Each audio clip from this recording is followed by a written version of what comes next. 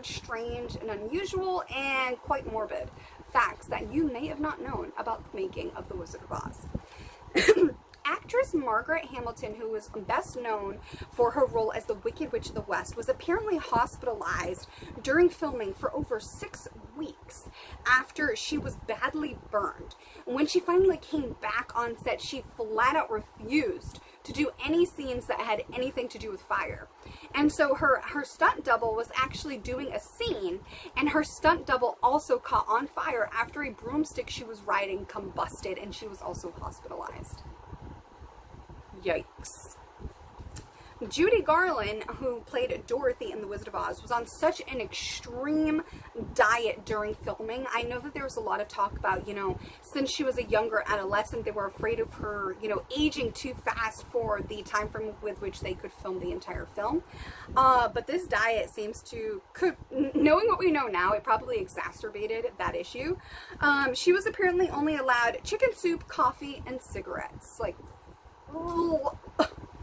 apparently all the snow used in the making of The Wizard of Oz was pure, legitimate asbestos, which we now know is linked to so many different kinds of cancers and premature deaths. Toto, the dog, played by Terry the Terror, the Terrier, oh my gosh, was also was also hospitalized for 2 weeks after a cast member accidentally jumped on him during filming and hurt his little paw. Poor Toto. Apparently, the suit worn by the Cowardly Lion in The Wizard of Oz was actually made with real lion's skin and fur. Multiple lions were killed to make the suit to be as realistic and believable and real as possible. That is really, really sad. Buddy Ebsen, an actor, was originally cast to play the Tin Man. He took on this role and only lasted for 9 days before the role nearly killed him. Yeah, playing the Tin Man almost killed this actor prematurely. Apparently what happened was he got hospitalized after only 9 days on set because his silver makeup was actually made of aluminum, which somehow got into his lungs and nearly killed him. He was not able to continue the role, obviously, and they had to cast a new actor. Holy moly. The only thing I can think is maybe it around his mouth or nose and breathed it in or ingested it somehow, and it got absorbed into the bloodstream and maybe the heart pumped it into the lungs. I don't know.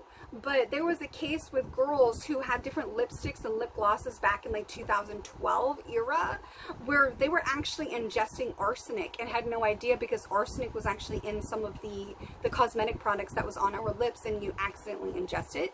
So I'm thinking maybe there was a similar scenario, or maybe it was sprayed on somehow like airbrush makeup, and I don't know. But that is, whew. And apparently the actress known as Clara Brandick, who played Auntie M, this is so tragic. She was apparently raised in Quincy, Massachusetts, which is not very far from my neck of the woods. She apparently went to Palm Sunday at her church the morning of April 15th of 1962. And upon her return, she went to her Hollywood apartment and she reorganized her room with her favorite, you know, pictures and mementos. And she piled her resume on top of a bunch of press clippings from her long career that pretty much started from the turn of the century almost. Until her retirement in 1951. She dressed in a royal blue dressing gown and styled her hair, and she proceeded to overdose on sleeping pills and tied a bag over her head.